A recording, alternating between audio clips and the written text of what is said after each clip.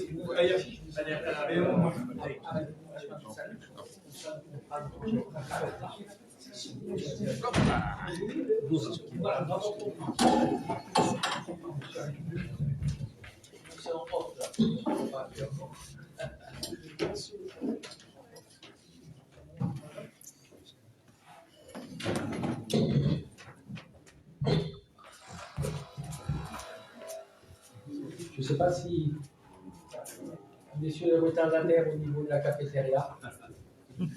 Allez. C'est Aïssa Rahmoud.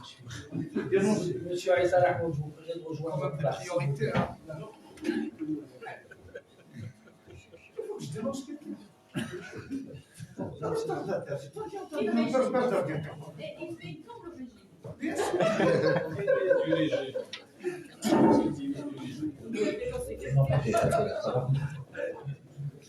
Non, ça va. Oui. En ce moment, oui.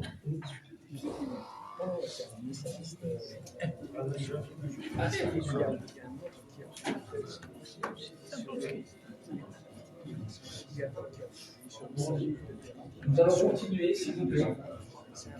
Messieurs, dames. Alors,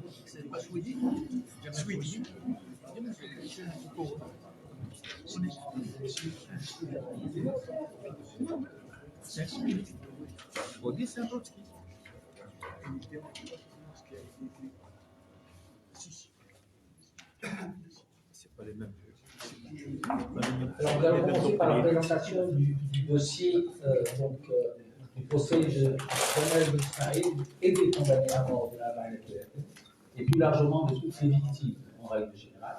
Donc, j'invite Maître Hasman Ben Salim à me rejoindre. Avocat et militant des droits de l'homme, j'en dirai pas plus. J'invite aussi Madame Nadège Lahma, chercheuse à la région MENA d'Amnesty International, à nous rejoindre. Et je terminerai par Maître Brahim Belrit, avocat près de la Cour pénale internationale.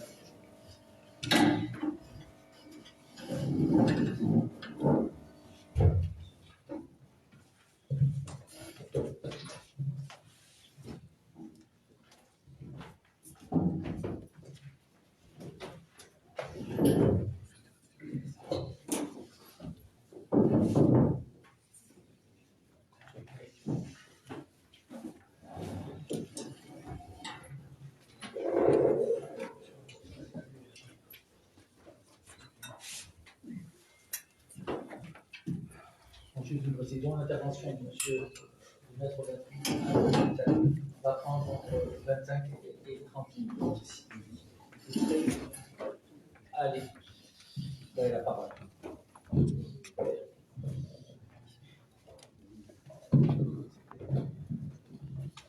Bonjour tout le monde, ça va pour l'avoir? Nickel. Merci à vous. D'abord, je tiens à remercier les interventions parce que ça recadre l'enjeu de ce dossier, qui restera malheureusement une tache noire dans l'histoire de notre pays. Mesdames, Messieurs, bonjour. Avant d'aborder le cœur de mon intervention, je tiens tout d'abord à saluer à titre personnel le travail remarquable accompli par riposte internationale en faveur des droits humains. Organisation encore jeune, elle incarne pourtant une détermination et une constance qui redonnent espoir quant à l'avènement d'un avenir plus juste, fondé sur les valeurs universelles qui nous rassemblent aujourd'hui, ici, dans cette salle. Je tiens aussi à remercier et à exprimer ma reconnaissance à Dali et Judy pour son engagement sans relâche, sa capacité à rechercher des outils consensuels et son courage exceptionnel face à un dossier d'une complexité extrême, dans un contexte où toute voix dissidente s'expose à des poursuites et à des conséquences particulièrement. Mesdames, Messieurs, mon intervention sur l'affaire de l'Arba'a Nassirasset ne s'inscrira ni dans l'interprétation, ni dans la spéculation. Elle ne sera pas un exercice d'hypothèse ou de commentaire. Elle repose exclusivement sur des éléments factuels, établis, consignés, noir sur blanc. Il s'agira de rappeler des faits précis, vérifiables et incontestables. Ce dossier ne relève pas simplement des dysfonctionnements institutionnels. Il met en lumière la logique d'un système où l'autorité judiciaire, au lieu d'incarner l'indépendance et la protection des droits, semble réduire à un rôle d'exécution. Il expose un appareil sécuritaire qui, loin de chercher la vérité, n'a manifestement pas mobilisé les moyens nécessaires pour éclaircir les zones d'ombre, conforter les versions, reconstituer les événements avec rigueur et rassembler méthodiquement les éléments essentiels à la manifestation de la vérité.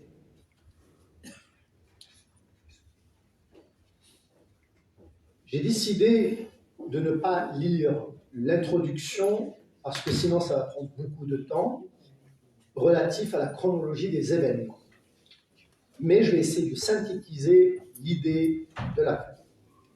Le 9 août 2021, suite aux incendies qui ont touché le bassin central de la région de la Grande Kabylie, l'Arba'a Nassirasset, un meurtre abject a été commis. Le défunt Jamal Ben Smaïl était victime d'un lynchage et d'une mort atroce. Personne ne pouvait accepter une telle situation. Tout le monde exigeait et demandait que la vérité soit faite. Le problème, c'est que les autorités ont décidé d'interdire, mais d'une façon définitive, la possibilité d'arriver à la vérité dans ce dossier. Je veux dire clairement que dans ce dossier, il n'y a pas eu d'enquête. Pour un tel meurtre, l'enquête est absente. Je vais commencer par citer des faits, des réalités, qui vont nous choquer toutes et tous. Ce dossier, comme je l'ai dit au début de mon intervention, restera une tache noire à jamais dans l'histoire de notre pays. Je vais commencer par un cas. Et je vais parler de chaque cas à part, pour que ce soit pédagogiquement compréhensible, pour qu'on se perde pas. Le premier cas que j'ai eu à étudier dans le cadre de ce dossier, c'est le cas de Mohamed Laskri. Classé parmi les principaux accusés, Mohamed Laskri illustre une situation particulièrement préoccupante. Oui, parmi les personnes poursuivies, condamnées à mort, certaines n'étaient pas présentes sur le lieu du crime. Âgé de 30 ans, au moment des faits, militant politique connu pour son engagement, Mohamed Laskri ne fait l'objet, dans l'ensemble du dossier, d'aucun élément matériel établissant sa présence sur les lieux le 11 août 2021. Aucun enregistrement vidéo parmi les centaines diffusés ce jour-là permet de l'identifier formellement. Aucun témoignage direct et circonstancié ne le situe au moment des faits. Les procès-verbaux d'audition établis par les services de police portent essentiellement son parcours militant et ses positions politiques. Les questions posées concernent ses opinions, ses activités et ses fréquentations dans le domaine de la société civile et politique, exclusivement. En revanche, aucun élément précis ne vient établir un rôle concret dans les violences ayant conduit à la mort de Jamal Ismail.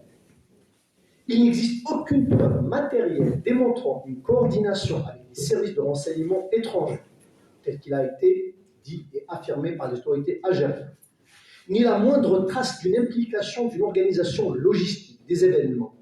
Aucun rapport versé dans le dossier de la part de la Direction générale de la sécurité intérieure ou bien de la Direction générale de la sécurité extérieure du moment où l'État algérien a accusé Israël, le Maroc et tacitement la France d'avoir coordonné les incendies, les faits d'incendie et le crime du Jamal Ismail qui étaient considérés officiellement comme un complot contre l'État.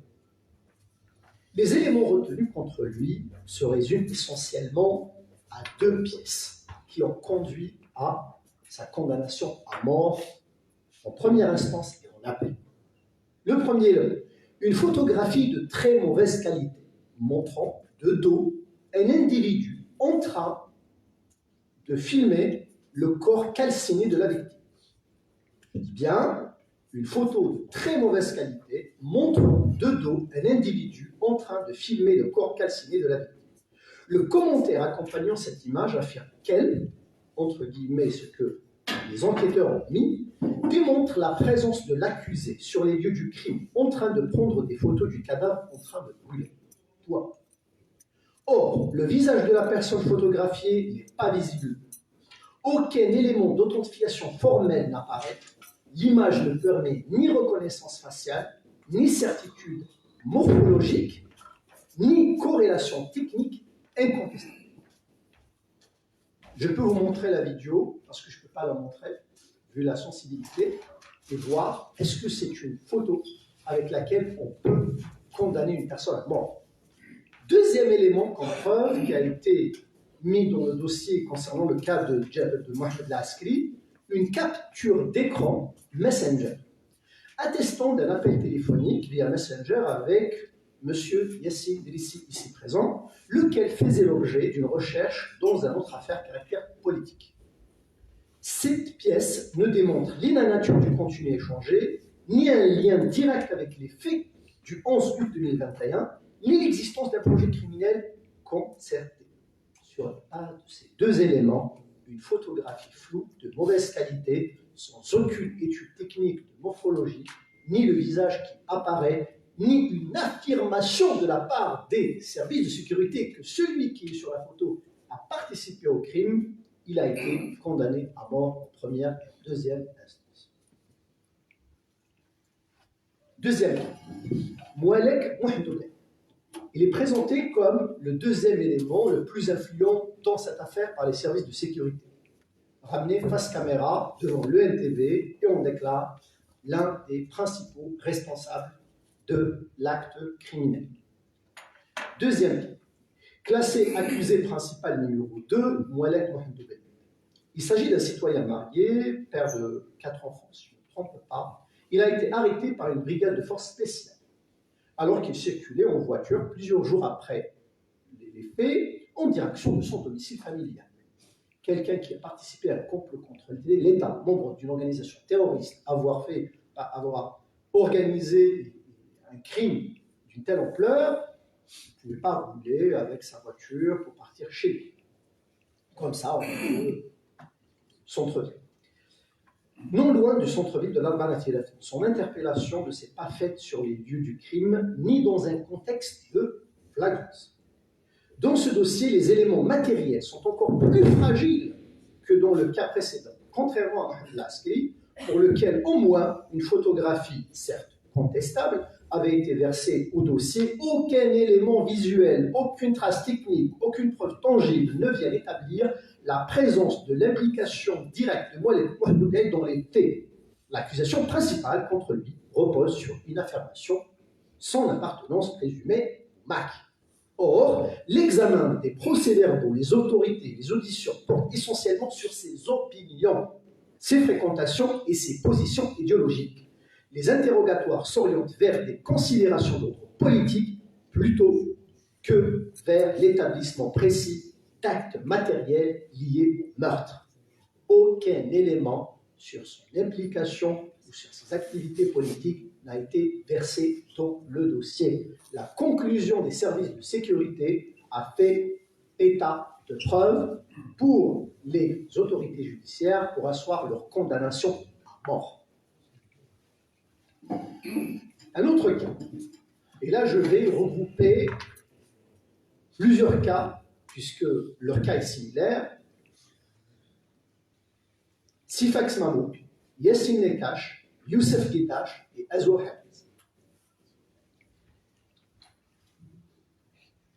Le troisième accusé présente comme principal lui aussi, et Sifax Mahmoud.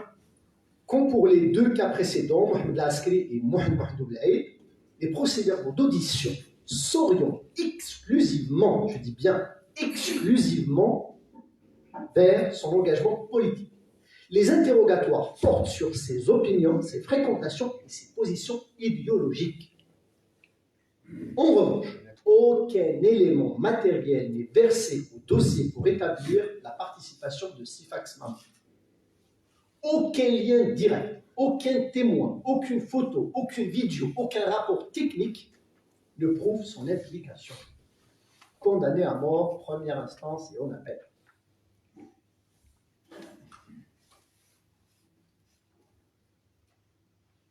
Ceci, le cas aussi des deux autres personnes que j'ai citées, Youssef Guedache et Azou Hamid. Tous deux ont été arrêtés 2 à 3 mois après les faits. 2 à 3 mois après les faits. Ils ne se trouvaient pas sur les lieux du crime. Aucun élément matériel ne les relie directement aux événements du 11 août 2021. Ayant appris qu'ils faisaient l'objet de recherches, ils se sont présentés d'eux-mêmes au service de sécurité de la Barnati à la sortie de leur travail. Depuis, leur famille ne les voit qu'au parloir d'un établissement pénitentiaire depuis maintenant 5 ans. Ils ont, eux aussi, été condamnés à la peine capitale en première, puis à tout. Aucun élément sur eux. Je citerai ici un autre cas, troublant. C'est le cas de M. Sofiane Hamad. Illustre à lui seul cette folie qu'on n'a jamais pu imaginer. Sofiane Hamadou est citoyen qui s'est présenté de sa propre initiative au siège de la sûreté de Daïra, afin de dénoncer ce qu'il considérait comme des arrestations injustifiées. À l'époque, il y avait plusieurs personnes qui ont décidé de contester. Il y avait même des citoyens qui se sont dit maintenant on doit réagir. Et parmi eux, Sofiane Hamadou. Devant les services de la sûreté de Daïra, il aurait déclaré: vous êtes en train d'arrêter des innocents, dans ce cas, arrêtez-nous tous. Selon les témoignages rapportés, les forces spéciales qui étaient dépêchées sur place durant cette période-là, parce que la situation était très tendue dans la région de la Barnati, ne l'ont pas isolé, mais conduit à l'écart pour procéder à une interpellation forte. Il aurait immédiatement été victime de violences, coups de pied, gifles, crachats, croche-pieds répétés dans un déchaînement décrit par certains témoins comme une scène digne d'un film d'arts martiaux. Ces violences auraient été exercées par des agents formés aux opérations de lutte antiterroriste. Aucun élément matériel n'aurait été présenté pour justifier une telle intervention.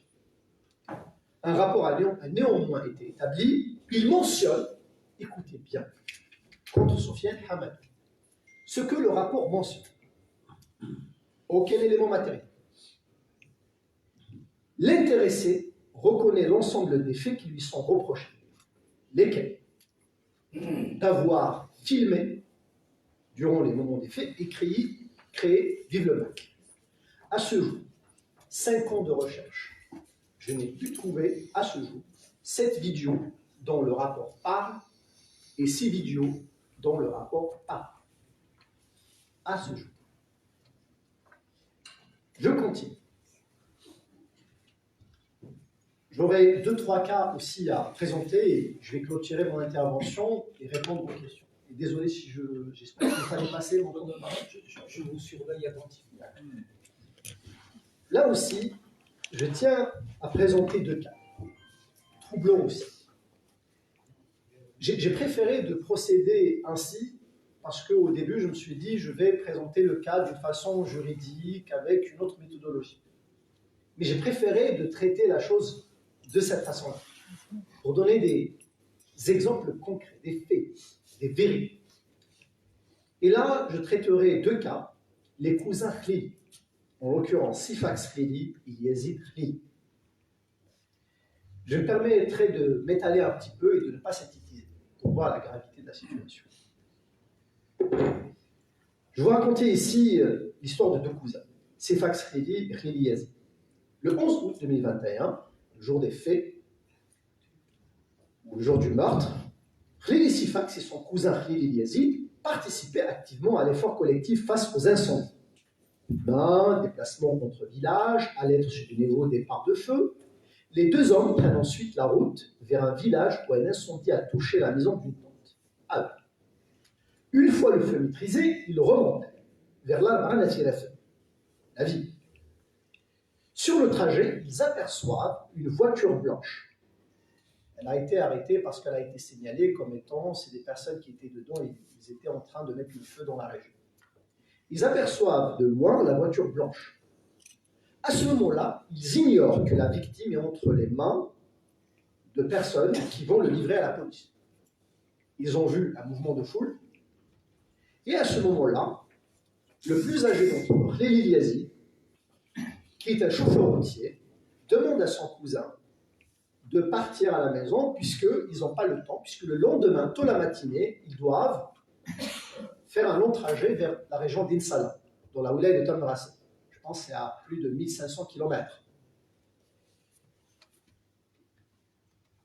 Donc, à l'aube, ils partent en direction d'Insala, avec leur camion et leurs marchandises. Des personnes impliquées dans une affaire, ils ne prendraient pas de un camion, en plus vers le sud, donc traverser 1500 km, et de l'autre, passer la nuit dans un hôtel en donnant leurs identités. Ils les ont même accusés de vouloir quitter le pays illégalement. Est-ce que vouloir quitter l'Algérie se fait via Insala vers le Mali ou le Niger? Ils ont passé la nuit dans un hôtel et leurs identités ont été communiquées aux services de renseignement et de police. Pourquoi? Tout simplement parce qu'ils sont habitants de Laval. Toute la matinée, l'hôtel a été encerclé. Les deux, je dirais, accusés sortent de l'hôtel. Un agent leur lance. Vous, les gens de Laval, vous êtes des assassins. S'adressant à deux cousins. Les deux accusés subissent alors un véritable calvaire, violence physique et morale, pression constante, instruction menée entièrement à charge, privation de nourriture et d'eau, ignorance du lieu de détention, et leur famille n'a eu de nouvelles qu'un mois après leur arrestation et leur présentation devant le juge d'instruction du tribunal de Sidi Mohamed de la wilaya d'Alger. Un point troublant. Cependant, la divergence de sort entre les deux cousins.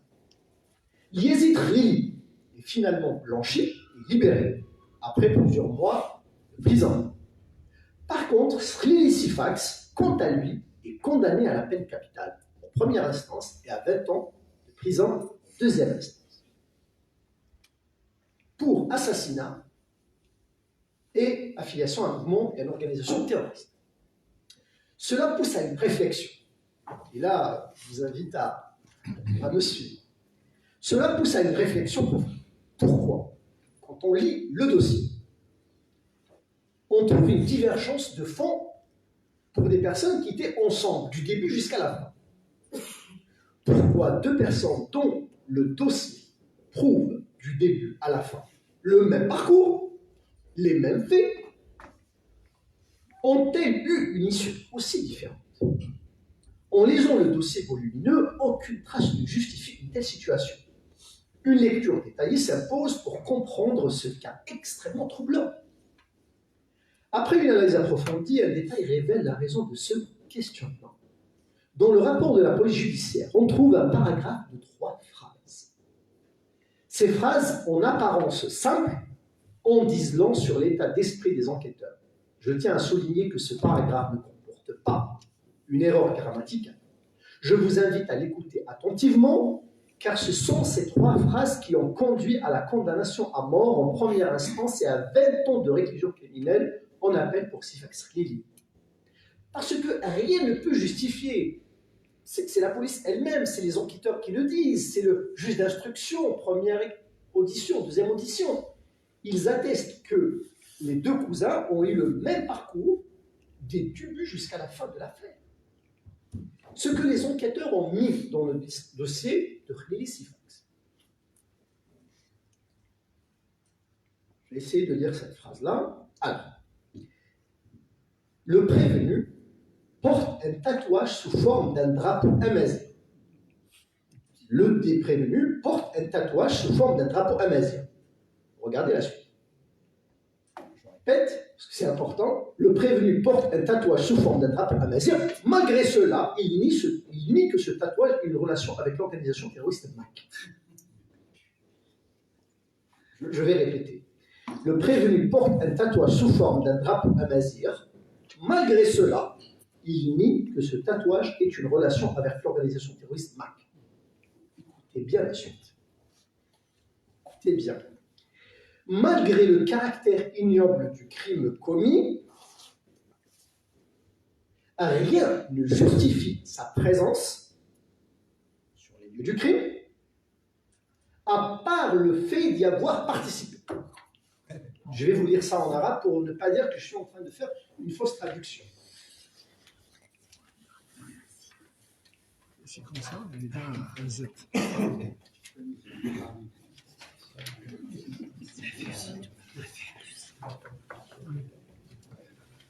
C'est au milieu.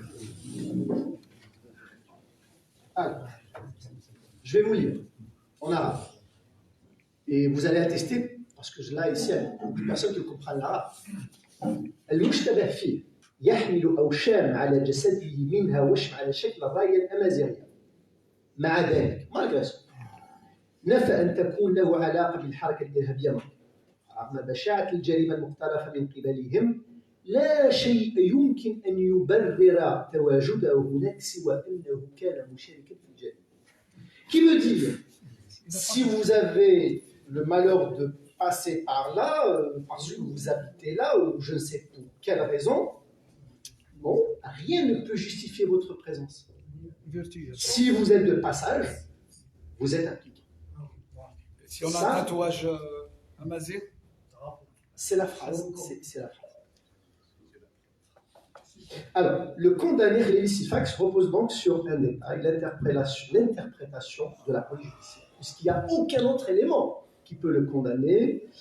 Donc, le condamné, l'interprétation par la police judiciaire de son tatouage amazigh en preuve d'appartenance à une organisation terroriste.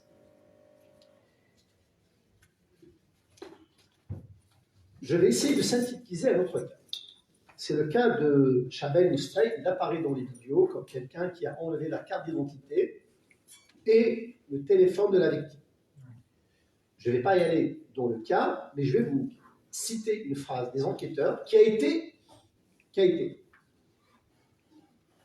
comment dire, acceptée par la chambre d'accusation et par aussi les juges. Il a fallu lui coller l'appartenance à un mouvement terroriste. Et du moment où le MAC, donc le mouvement pour l'indépendance de la Kabylie, est reconnu comme tel, selon la loi, pas la loi, mais un décret présidentiel, Conseil de sécurité, il a fallu lui coller l'appartenance au MAC.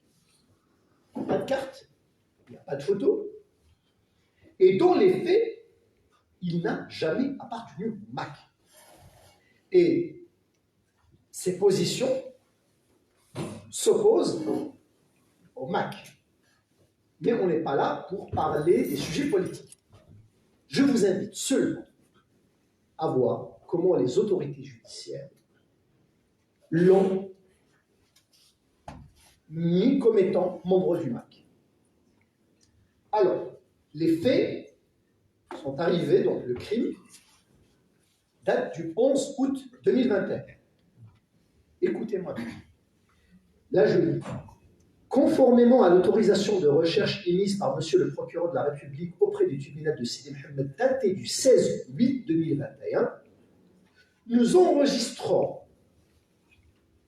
un GEM sur la page portant le pseudonyme Zizi Hassan Narvel Market, dont le propriétaire est membre du MAC. Cette page-là, c'est une page satirique. Si je peux la traduire, Zizi Hassan, c'est un titre honorifique d'une personne. Hassan, c'est un prénom. Narvel Market, est-ce que je me trompe? Et ce GEM-là est mis dans le dossier. Et c'est le seul élément avec lequel on l'a condamné pour terrorisme. Je vais terminer par un. Désolé, c'est le dernier. Parce que j'ai essayé de voir, il y a des personnes qui n'étaient pas sur les deux. Il y a des personnes qui étaient de passage eux aussi ont été impliquées, mais même les personnes qui sont condamnables à des niveaux différents, là aussi on voit des anomalies extrêmement graves. Et je vais terminer par là et je laisserai pour les autres éléments pour le débat. D'accord? Désolé. Nous citerons encore le cas d'un condamné à mort, en l'occurrence Rilas Zat, originaire de la Oudaya de Dida, située environ à 150 km de la ville de Tizi Ouzou. Il était venu pour assister aux obsèques de son grand-père et participer en même temps aussi aux opérations d'aide et de volontariat avec son fourgon dans le cadre des incendies. Le jour de l'événement tragique, survenu à proximité de chez lui, des centaines de personnes affirment qu'un pyromane a été arrêté. Il se trouve au niveau du commissariat de Daïra. L'accusé se rend alors au commissariat, il monte dans le fourgon de police, assène 2 coups de poing à la victime. Ressort du véhicule, observe la scène, puis quitte les lieux. À ce moment-là, la victime était encore en vie. Aucun rôle n'a été imputé à cet accusé concernant des violences supplémentaires ou une participation directe à la mise à mort. L'ensemble des vidéos disponibles le montrent. Et là, actuellement, nous avons plus de 100 vidéos qui retracent le crime du début jusqu'à la fin. Pour ceux qui sont intéressés, bien sûr, c'est des vidéos quand même assez sensibles. S'il y a des personnes qui veulent confirmer et voir et détailler les choses, donc ce n'est pas un souci. Sur les réseaux sociaux, son nom ainsi que son adresse sont publiés. Certaines l'accusent d'être un agent des services de renseignement algériens impliqué dans l'affaire. D'autres déclarent qu'il aurait porté des coups de couteau à la victime. C'est là où le détail est intéressant à analyser. Or, en revisionnant les images du moment où la victime a été sortie du fourgon de la police, aucune trace de sang n'apparaît sur le thorax. 2 coups de couteau portés sur le côté gauche du thorax auraient nécessairement provoqué une hémorragie visible immédiate. Lors de sa première audition, après son arrestation, Rilas Zatra nie formellement avoir utilisé un couteau. Lors de la deuxième audition, après des actes de torture au point qu'il perd l'ouïe d'un oreille, il reconnaît avoir utilisé un couteau. Or, un problème majeur se pose. Le rapport scientifique du médecin légiste entre en contradiction directe avec ce récit. Au niveau de la Cour suprême, la question s'est posée.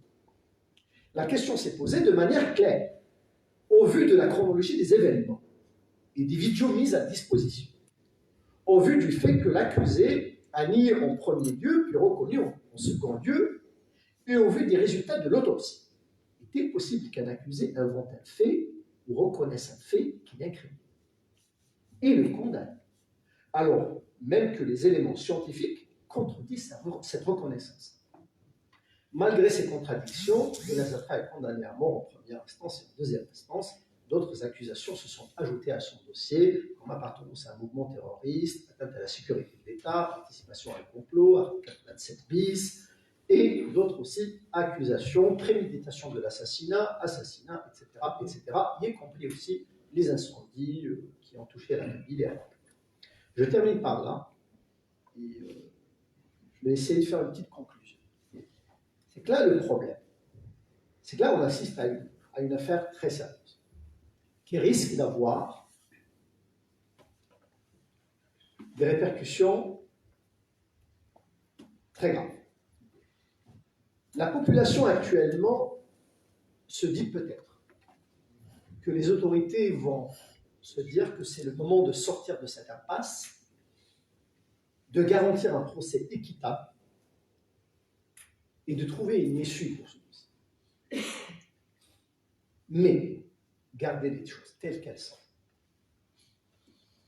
va avoir inéluctablement des conséquences. Personne ne peut accepter que son fils, qui n'est pas impliqué dans la mort d'une personne, soit condamné à mort pour un crime qu'il n'a pas commis. Le problème, on n'est pas avec une personne, 2 personnes, 3 personnes, 4 personnes, 5 personnes, 6 personnes. On recense actuellement, et je peux l'affirmer devant vous et devant l'histoire, déjà 8 personnes condamnées à mort qui n'étaient même pas sur les lieux du crime. Pire encore,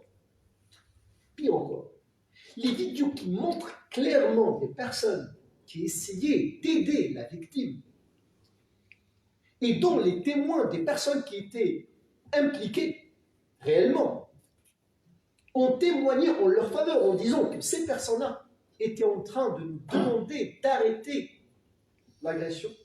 Eux aussi ont été condamnés à mort. Et je cite le cas de Sofiane Hamesh et de Saïd Sadat.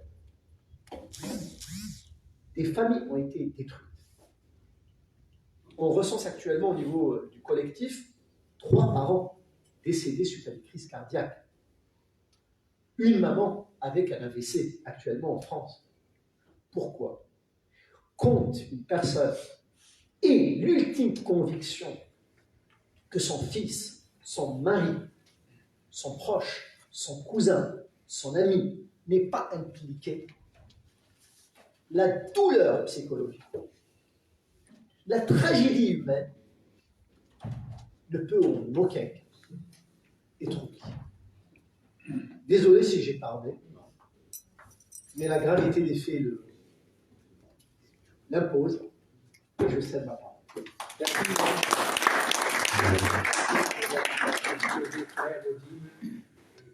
nous a vraiment passionnés. Qui nous a beaucoup parlé. J'invite madame, mademoiselle, chercheuse pour la région MENA à Amnesty International. Je ne sais pas si ça passe. Oui, ça va.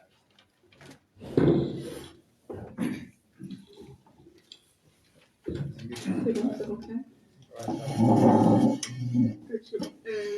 Merci beaucoup pour cette première présentation des faits, je pense que c'est crucial. De mon côté, donc, je suis chercheuse à Amnesty International. De mon côté, je pense que c'est beaucoup plus utile d'avoir le détail du dossier de la part des avocats et le détail de ce qui s'est passé depuis la condamnation, depuis 2022-2023 pour les individus condamnés et les familles. Mais je peux juste ajouter de notre côté la position d'Amnesty International sur le sujet de la peine de mort sur ce dossier. Donc, bien sûr, nous, de notre côté, Amnesty International, on a une position, on va dire, fixe, qui est qu'on rejette l'utilisation de la peine de mort, donc qui va au-delà du droit international. Donc on rejette l'utilisation de la peine de mort dans tous les cas, pour tous les crimes, sans aucune exception. On considère que la peine de mort est le châtiment le plus cruel, le plus dégradant, le plus inhumain qui puisse être appliqué, qu'il ne peut pas y avoir d'exception. Et qu'il s'agit d'une violation absolue du droit à la vie et du droit à être protégé contre la torture et les peines et les traitements dégradants et les traitements inhumains. Donc pour nous, la peine de mort n'est jamais la solution, qu'il s'agisse d'homicide ou d'autres crimes dits graves. Comme l'ont expliqué les intervenantes précédemment, notre position est basée sur différents points, notamment le fait que la peine de mort est irréversible et que les erreurs de justice sont toujours possibles, qu'on reconnaît qu'il n'y a pas d'effet dissuasif à la peine de mort, que souvent la peine de mort résulte d'un traitement discriminatoire pour différents groupes, disons, protégés. Et qu'on voit les pays qui appliquent le plus la peine de mort dans le monde sont les pays où il y a le plus de violations du droit à un procès équitable et où il y a le plus de risques de procès politiques, on va dire. Donc pour toutes ces raisons, Amnesty s'oppose à la peine de mort de manière absolue, on va dire. Et donc dans ce cas-là, bien sûr, Amnesty a pris position pour cette affaire après la condamnation en première instance pour demander l'annulation à minima des condamnations à la peine de mort. Donc basé sur plusieurs éléments.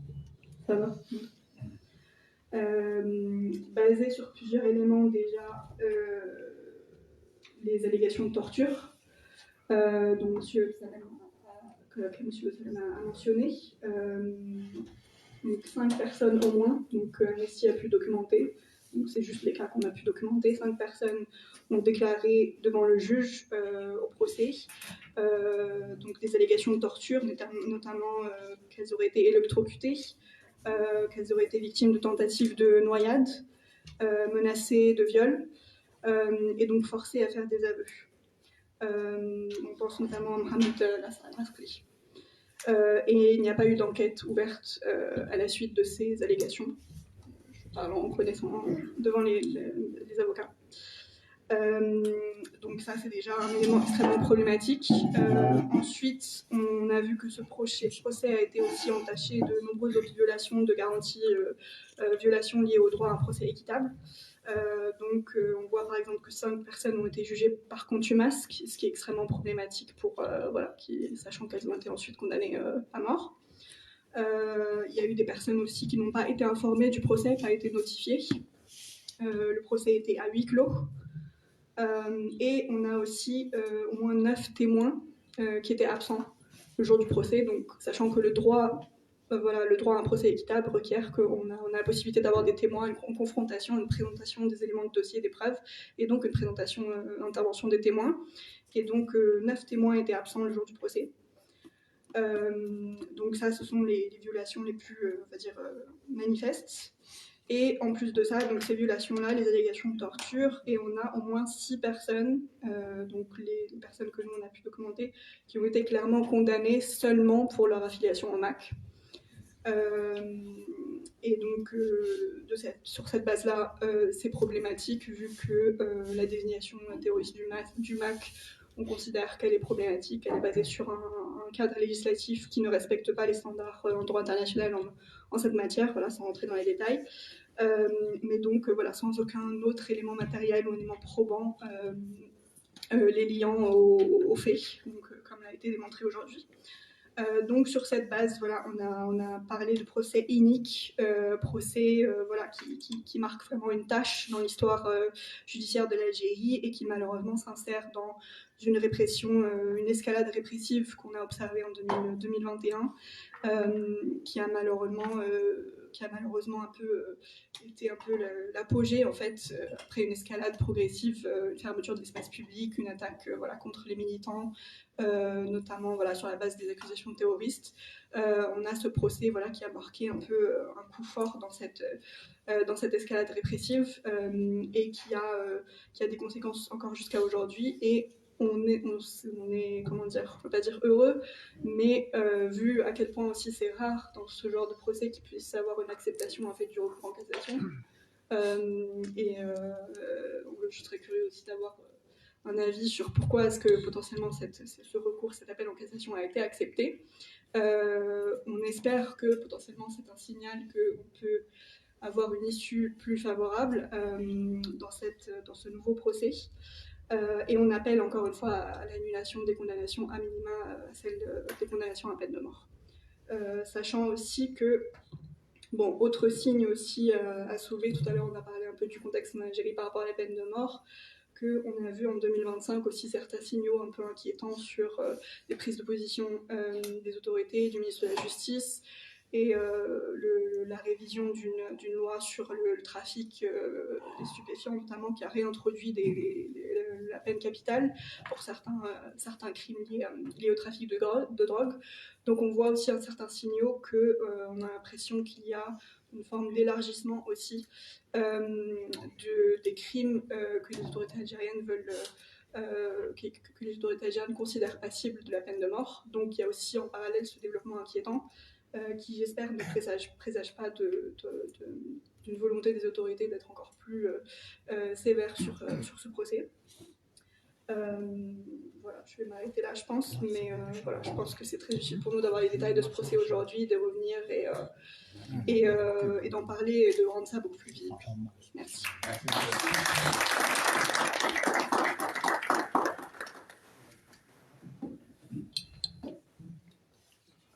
Merci Nadège. Je pense que je vais passer la parole à Maître Godric, avocat auprès de la CPI, pour sa communication. Merci pour cette invitation. Donc, l'abolition de la peine de mort, je vais parler un peu pour parler de la Tunisie et de l'Algérie aussi, les deux pays sur le plan de conventions internationales ont ratifié presque les mêmes instruments.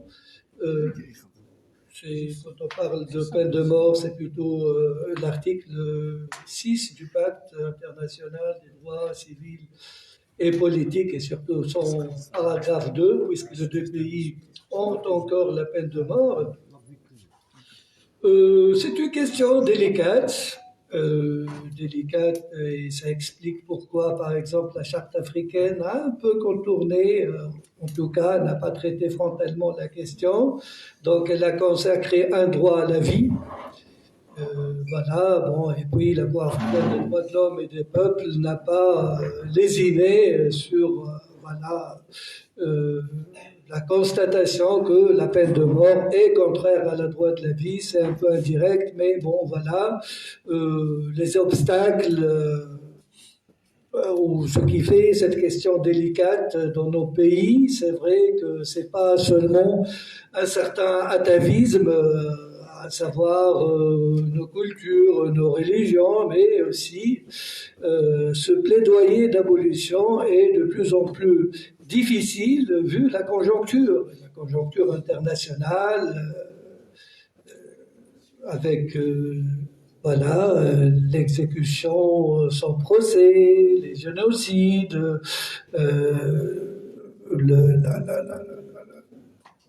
le déficit de plus en plus grand, de plus en plus important du droit international et sur le niveau international.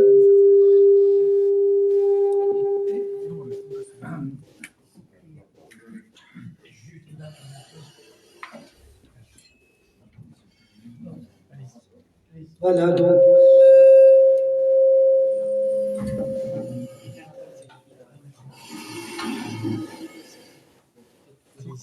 C'est bon?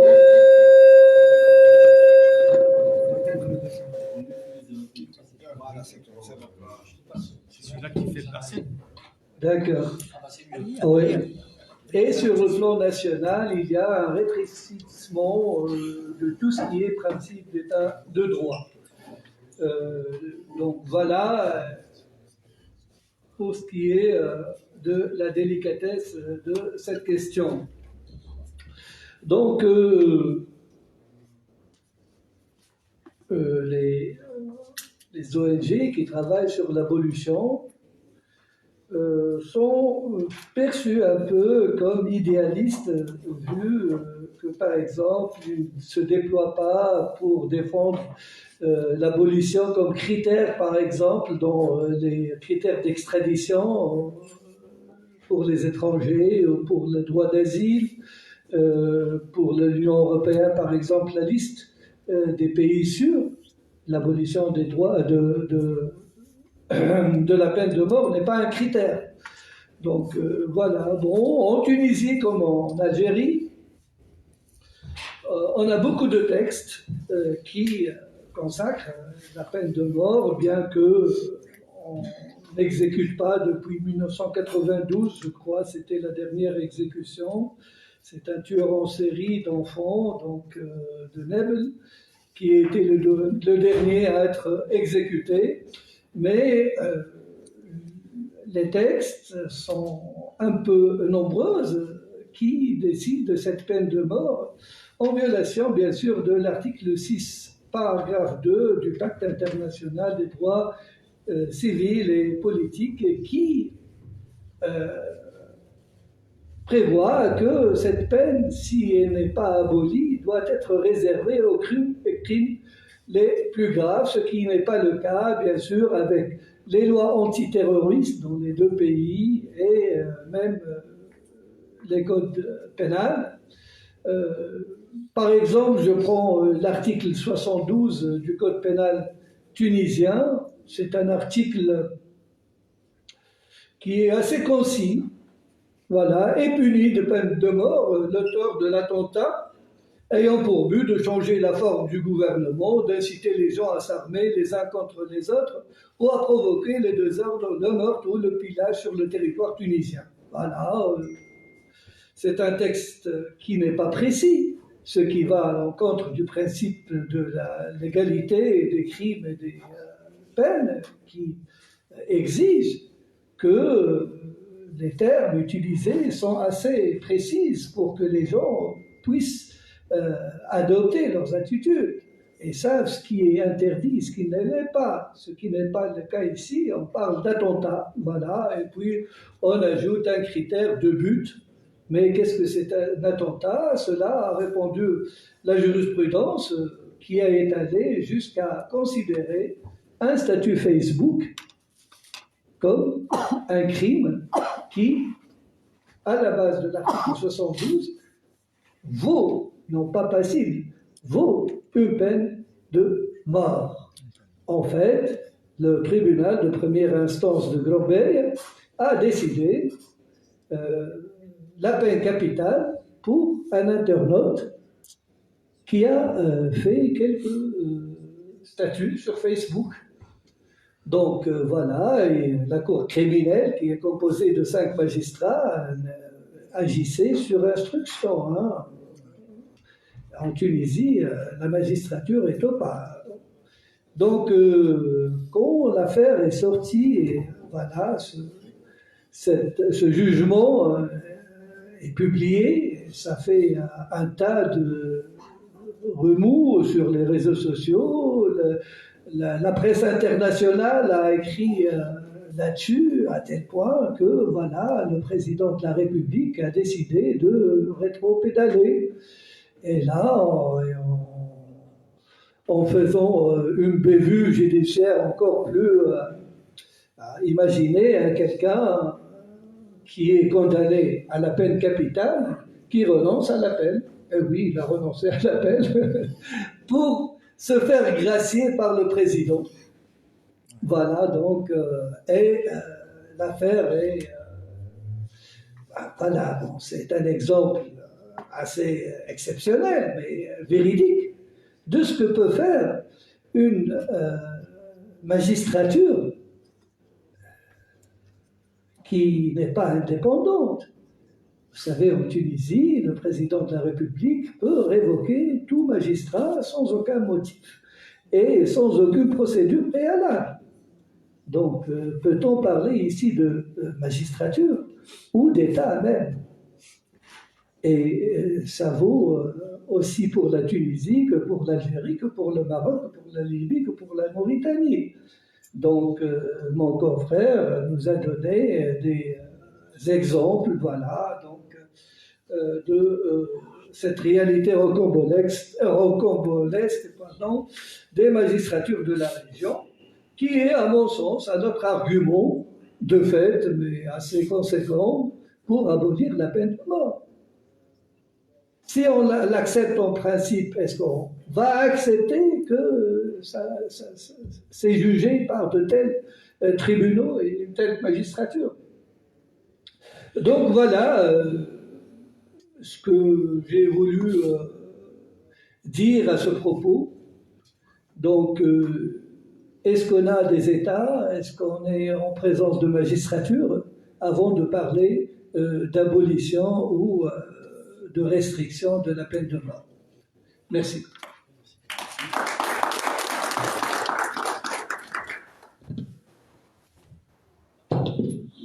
Merci, Maître Bellery, pour votre exposé.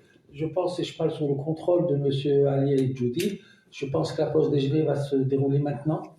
On peut prendre toute une dizaine de minutes, questions-réponses, voilà. Oui, non, parce que le débat est tellement important. Bien sûr. Je me dis, si on le commence 15 minutes, il y aura la pause déjeuner, et on reprend après. C'est une histoire de... À votre convenance, moi, de toute façon, je suis là pour... Il n'y a pas de souci. Si vous voulez qu'on rentre dans le détail de la conférence débat, d'accord, très bien. 15 minutes, oui. Parfait. Qu'est-ce que je voulais vous dire? Oui, bien sûr. Tout à l'heure, Maître, vous avez fait une forme de parallélisme de forme entre les événements de 2001 et les événements de 2021. J'ajouterai, moi aussi, les événements de 1963, c'est-à-dire des militants que le FFS appelle les militants de la démocratie, et qui, malgré de nombreuses tentatives, même au niveau de l'Assemblée nationale, n'ont pas pu être restitués, ne serait-ce qu'au niveau du récit national en tant que martyrs de la démocratie, et n'ont même pas réussi à les restituer dans le récit national, dans le récit cabinet, en règle générale.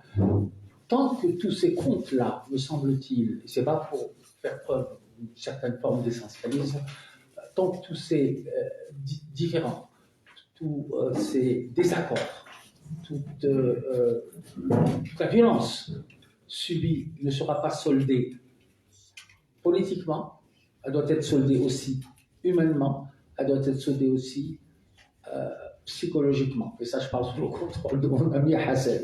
Donc, si on n'arrive pas à solder tous ces comptes, bien évidemment, ce sera encore des événements tristes que nous aurons à subir. Voilà, j'ai terminé. C'était juste une petite... Bon, je vais prendre les noms. Au début, monsieur Helech, oui. Ensuite, oui. Monsieur, voilà, j'ai 3 intervenants. Ah oui. Là. Ça fait beaucoup, hein. Je ne pense pas qu'on puisse prendre 6-7, impossible. Il faut censurer certains. Hein? Non, si vous me permettez d'éliminer certains, je n'ai pas de souci. Mais je prédemande d'éthique, et là, ce n'est pas visible. Oui, moi je trouve, si vous voulez, écoutez, et je dis ça par expérience, je pense que d'abord le trio magique du fond, ce sera tout à l'heure, d'autorité, voilà. Je laisse la parole, je ne sais pas si Hassan, oui, et Moumou, 3 intervenants, et Brahim, non, tu voulais parler? Oui. Tu veux parler maintenant? À ta convenance, tu es libre, tu es le seul. Non, après. Alors c'est bon. Alors la parole à M. Helech. J'ai reporté mon rendez-vous pour écouter Asman. Oui. Et puis j'ai assisté à 3 belles interventions. Oui, c'est vrai, c'est juste. Merci. J'espère que le fait d'apporter juste un élément de réflexion, vous n'allez pas m'accuser d'instrumentaliser. On n'a pas de problème avec ça. Non, c'est oublié, digéré. Ça fait une quinzaine d'années que je milite pour dire, que mes propos précisent qu'on ne peut pas parler de politique sans parler de psychologie. Et donc, en écoutant le déroulé totalement judicieux, factuel de Maître Ahmed Ben Salem, il y a juste une chose qui m'est venue en tête. C'est un mécanisme de défense connu aussi bien en psychologie comportementale, en psychanalyse, en psychologie de foule, etc. C'est-à-dire qu'on est tenté, que ce soit en tant qu'individuel, en tant que groupe social, mais aussi malheureusement en tant qu'État, on est tenté de porter ses propres fautes, ses propres pulsions, ses propres dérives sur les autres. Et je crois que c'est ce qui s'est passé à Front National. C'est-à-dire que toutes les intentions, en fait, d'une certaine frange du pouvoir ont été déclinées dans ce procès-là.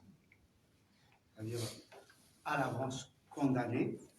Et le deuxième point, j'arrête là, je veux dire qu'il y a une volonté politique, celle-là, de réprimer la Kabylie pour ce qu'elle représente en tant que moteur justement des revendications, etc. On a voulu, par ce fait de la moraliser la répression en Kabylie, faire passer la répression sous forme de défense de la société. Je vous remercie. Merci. Est-ce qu'on va prendre les 3 questions et on va répondre? Bon, alors, à vous, oui. Allez-y par là, vous allez porter. Moi, j'aimerais juste poser une question un peu générale et un peu technique au maître. C'est-à-dire, vous venez d'évoquer les innocents de la Non, c'est bon, ça va aller. Je crois qu'il l'entend.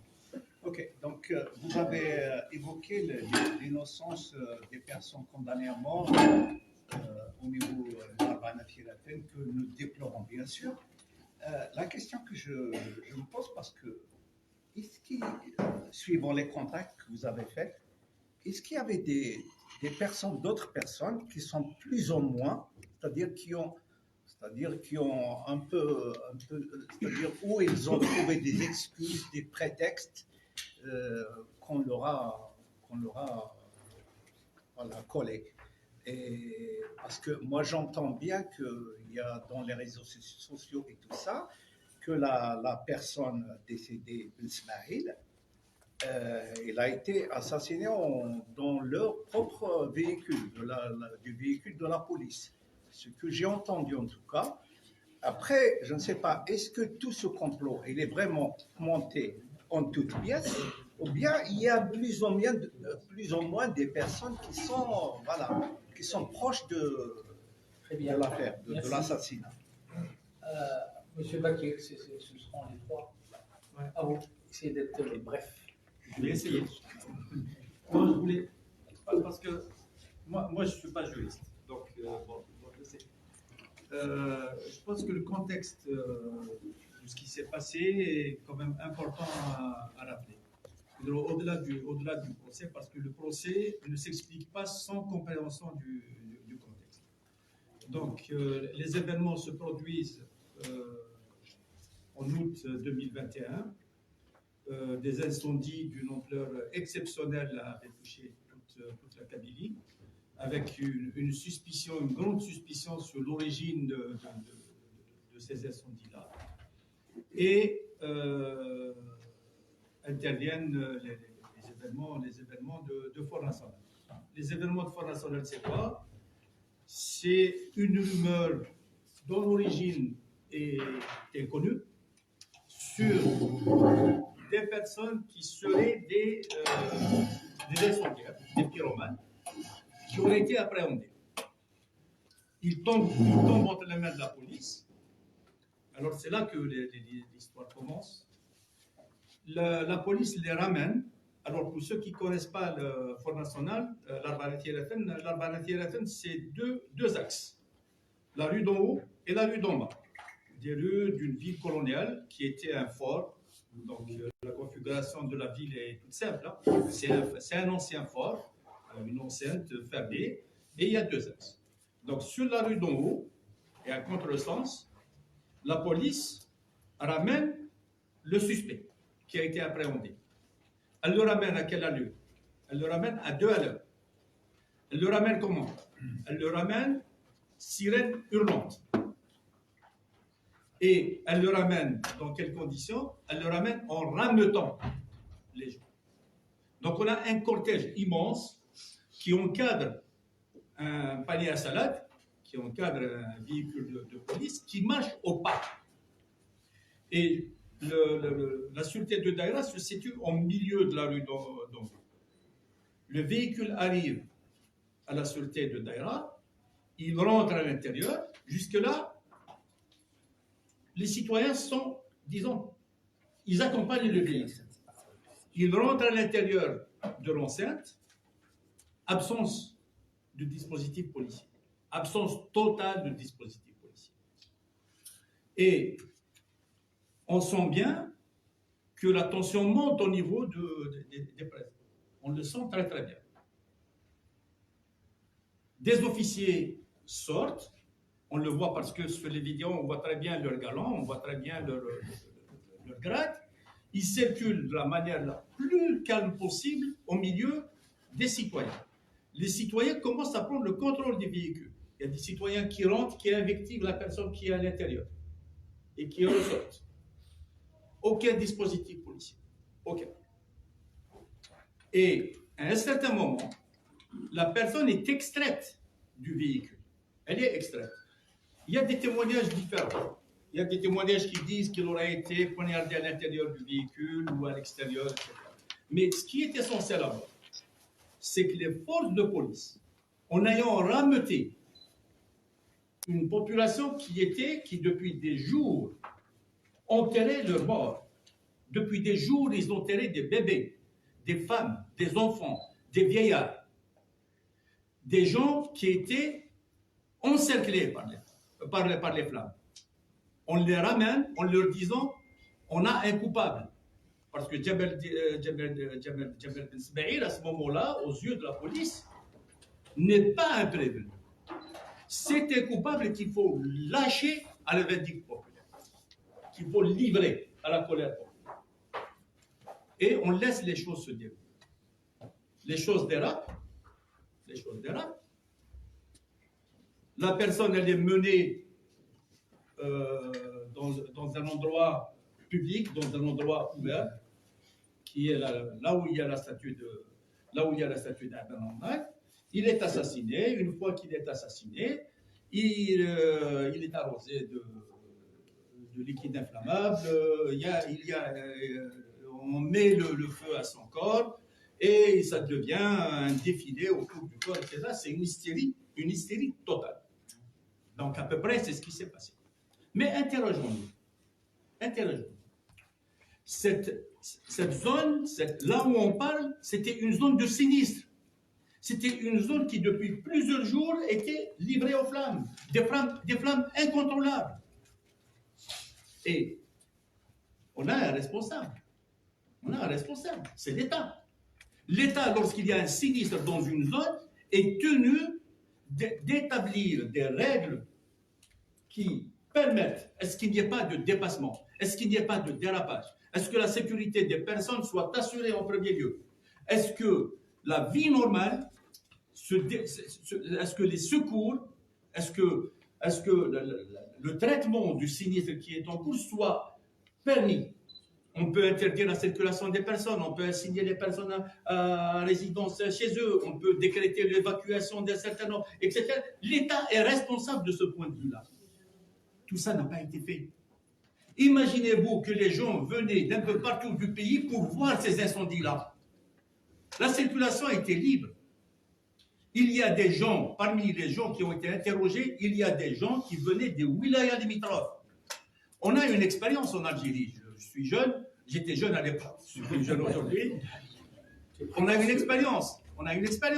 C'est le tremblement de l'Asnam en 1980. Le tremblement de l'Asnam se déroule vers 13h, entre midi et 13h, c'était Salat al-Jumu'ah pour reprendre les référentiels qui sont établis.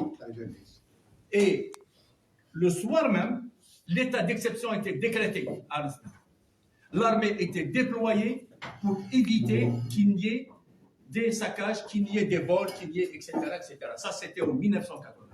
En 2021, en Kabylie, il n'y a eu aucune mesure qui a été prise par l'État pour assurer le bon déroulement des secours et la sécurité des biens et des personnes. De plus, on s'interroge sur l'origine. Qui a donné cette information? Qui a donné non seulement l'information de l'existence de cette personne, mais qui a aussi fait de sorte que l'information n'existe pas jusqu'à aujourd'hui. Il n'y a qu'un seul corps qui est capable de faire ça. Monsieur Bakir, votre question, s'il vous plaît. Je termine tout de suite. Oui, non. Excusez-moi, c'est juste pour vous dire. Oui, je sais. Il faut être rapide. Je termine tout de suite. On ne refait pas l'enquête. Non, c'est pas l'enquête, c'est le contexte. C'est pas l'enquête, c'est le contexte. Sinon, on ne comprend rien du tout. Sinon, on a affaire à un appareil judiciaire qui est défaillant. Or, ni l'appareil judiciaire n'est défaillant, ni la police n'est défaillante, ni l'État n'est défaillant. Le jour même le 11 août, on a signé, on était une quarantaine, on a signé une déclaration pour dire que c'est un attentat contre la nation, que c'est une façon de déclencher une guerre civile et qu'il fallait déjouer ce plan. Parce que c'est ce qui s'est passé ce jour-là. C'est ce qui s'est passé. On a inventé un pyromane, alors que c'est des pyromanes eux-mêmes qui l'ont inventé. On l'a livré alors que Jamal Ben Ismaïl est innocent. Tout son parcours montre qu'il n'est pas un pyromane. On a inventé un coupable pour masquer le fait que les incendies de Kabylie sont un crime d'État. Les incendies de Kabylie sont un crime d'État. Et c'est pour ça que dans le procès, la police n'a pas été convoquée.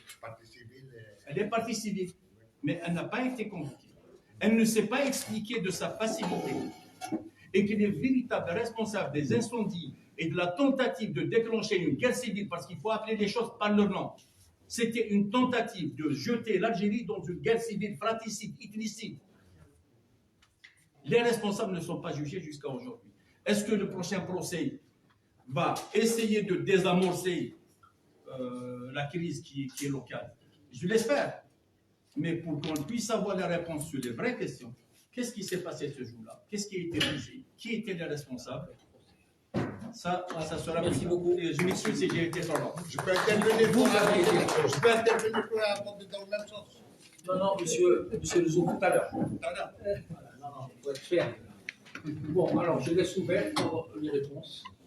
J'aurais aimé répondre un petit peu. Je vais passer maître tout à l'heure. Je vais maître Badri.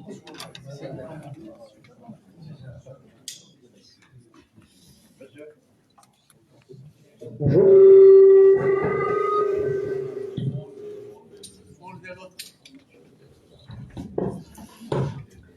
Alors, rebonjour tout le monde. Ça va, comme ça c'est bon? Alors, donc là j'ai compris les différentes interventions et pour recontextualiser. Non. Alors, dans mon intervention, il était question de parler des points que les intervenants ont soulignés. Je tiens à rappeler que le jour même où les incendies ont éclaté, le jour même, l'après-midi, je parle bien de l'après-midi. Alors, avant toute enquête, là, pour répondre, avant toute enquête officielle, et sans présentation d'éléments probants à l'opinion publique, 1. Le directeur général des services de protection des forêts, qui est très connu dans la région de Tizi Ouzou, déclare sur les ondes de Berbère Télévision, dès le début de l'affaire, ceci, que les incendies sont d'origine criminelle et que plus de 50 départs de feu ont été enregistrés simultanément. La population a entendu ça. Je continue. Cette affirmation formulée dans un contexte de sidération collective déclenche une vague d'indignation et alimente immédiatement les réseaux sociaux. L'idée d'un acte volontaire s'impose rapidement. Un récit de complot prend forme. Une grande partie de la population kabyle adopte. Je vais utiliser la thèse parce que voilà, je suis dans une approche aussi, au nom de mon métier en tant qu'avocat, la thèse criminelle comme une évidence. Dans la foulée, le procureur général près de la cour d'Alger, de Tizi Ouzou, organise une conférence de presse.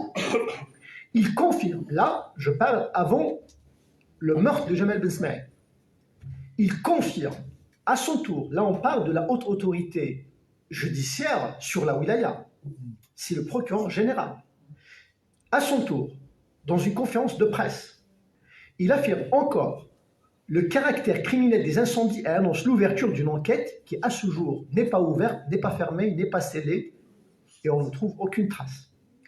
Les images de la catastrophe déjà profondément ancrées dans les esprits renforcent la charge émotionnelle, la thèse d'une action organisée visant l'État gagne du terrain.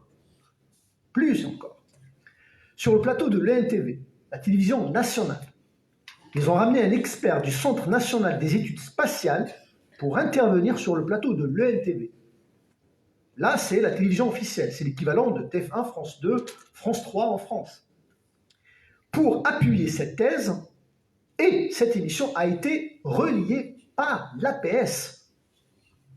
C'est la voix officielle du gouvernement algérien, en disant clairement que scientifiquement parlant, les feux de forêt en Kabylie sont d'origine criminelle. Et là, c'est un expert scientifique qui parle pour la population. Le ministre de l'Intérieur suit le pas, ainsi que le président de la République, réaffirmant face caméra, vidéo, dans un discours à la nation, que le caractère criminel des incendies évoque l'ingérence étrangère.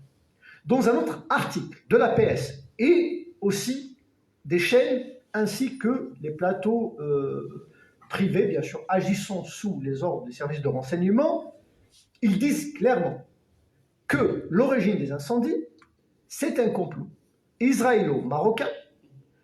Tacitement, il cite à demi-mot la France, et la main intérieure, c'est le Maroc. Pour revenir à ce que M. Bakir a souligné, autant que citoyen, ordinaire, lambda, écoutant, dès le premier jour, le responsable des forêts, qui est de la région, qui parle kabyle, le procureur général, le ministre de l'Intérieur, un expert scientifique sur le NTV, article APS, discours du président de la République, ministère de l'Intérieur, qui déclare clairement que les feux sont d'origine criminelle. Comment voulez-vous qu'un citoyen puisse dire que tout ce qui se passe ne fait pas partie d'un complot? Comment voulez-vous, moi, vous, ou une personne qui peut intervenir dans le débat public à l'époque, contredire la véracité? Sachant que contredire actuellement la véracité ou bien les dires du gouvernement seront condamnés en disant, puisque vous niez ce qu'on est en train de dire, dans ce cas-là, vous êtes du MAC et vous allez être condamné pour apologie au terrorisme. Pour revenir là-dessus, désolé, est-ce qu'il y a eu une enquête? Je dirais non. Il n'y a pas eu d'enquête dans cette affaire. C'est grave. Alors qu'il y avait des demandes. Il n'y a pas eu d'enquête. Il y a eu de la demande. Il n'y a pas eu d'enquête ni dans les incendies. Il devait avoir une enquête, puisque le procureur général l'a annoncé. Il devait avoir une commission. Et aussi, dans ce dossier du meurtre de Jamal Mesnaï, il n'y a pas eu d'enquête. Ce n'est pas une exagération. Ce qu'il y a eu, c'est qu'ils ont arrêté un nombre impressionnant de personnes. Dans ce dossier, on peut aller jusqu'à 200 personnes qui sont accusées. On a ramené tout et n'importe quoi. Et je vous assure, dans le dossier d'enquête, ils ont ramené des personnes avec des captures d'écran parce qu'ils ont mis un j'aime pour l'Olympique Akbou, qui est un club sportif actuellement en deuxième division. Première division. Ils ont mis ça comme étant une pièce à conviction. Ils ont mis, pour voir, ils ont mis aussi une personne comme étant du MAC. Ils ont pris des captures d'écran sur les mentions j'aime de différentes pages. Qu'est-ce qu'on trouve? Il y avait 12 captures d'écran de j'aime. Sur ces captures d'écran, il y a quoi? Il y a vente et achat immobilier de Tizi Ouzou, pharmacie Slahji, peinture auto, comment on appelle aussi, un truc sur Tixit-sur-Mer, l'Algérie de demain, etc. Une autre personne qui était en train de prendre des photos au moment du crime. On a dit dans le dossier qu'il appartient à Rachid, qui veut dire que Rachid a comploté avec le MAC pour cet assassinat. Et qu'est-ce qu'on a mis comme preuve contre lui? Parce qu'il est membre dans deux groupes. Un, pour le Hirak du 22 février. Deux, pour un autre groupe qui demande la libération des détenus du Hirak. Et il suit, quand je dis il suit, quelqu'un qui a un compte Facebook depuis 2017-2016, automatiquement, il y a beaucoup de j'aime. Et ils ont trouvé, il y a un j'aime sur les pages de Zitout et de Mariouba. Alors que Mariouba, actuellement, il est à l'intérieur du pays. Il est libre. On utilise le fait qu'une personne a suivi le compte de Mariouba pour le déclarer en tant que terroriste dans le dossier. Donc, pour revenir, on ne peut pas nier l'idée d'un complot. C'est dur de le dire parce que le terme complot, quand on parle dans une journée d'études comme ça, avec des personnes, des enseignants, des universitaires, c'est un demi-mot. Pour pouvoir prouver l'allégation. Mais le terme de complot n'est pas une exagération pour revenir là-dessus. C'est quand on lit et quand on voit, c'est une réalité. Après, peut-être tout à l'heure, il y aura des témoignages en off. Je pourrais dire certaines choses qui ne peuvent pas être actuellement. Il y a plus qu'un faisceau d'indices. Il y a beaucoup plus qu'un faisceau d'indices. Pour vous dire, je vais s'il vous plaît. Pardon, hein, je vais donner quelques informations tout à l'heure, mais en coupant, bien sûr, parce qu'il y aura des témoignages en coupant, etc. Donc, il y a certaines réalités pour dire que oui, l'idée de complot, elle est là.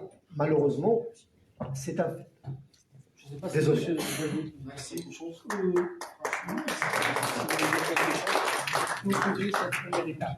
Juste pour souligner la similitude de ces pratiques, malheureusement, de la magistrature algérienne et tunisienne, cette enquête, cette instruction à sens unique, où on cherche des alibis, pas des preuves, où on cherche à tout prix à corroborer généralement un récit politique de conspiration, de complot, et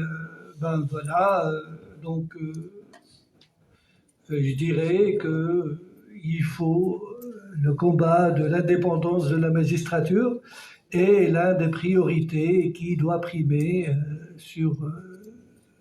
dans tous les combats que nous menons en tant que défenseurs de droits de l'homme et patriotes aussi. Il ne faut pas oublier que c'est pour nos peuples qu'on se bat. Merci. Merci, Maître Bellery. Je crois que Madame n'a plus rien à dire. Donc je lève la séance. Je suis désolé, Monsieur Lesoux. Je lève la séance sous l'autorité du président Ali El Djoudi pour passer à voilà.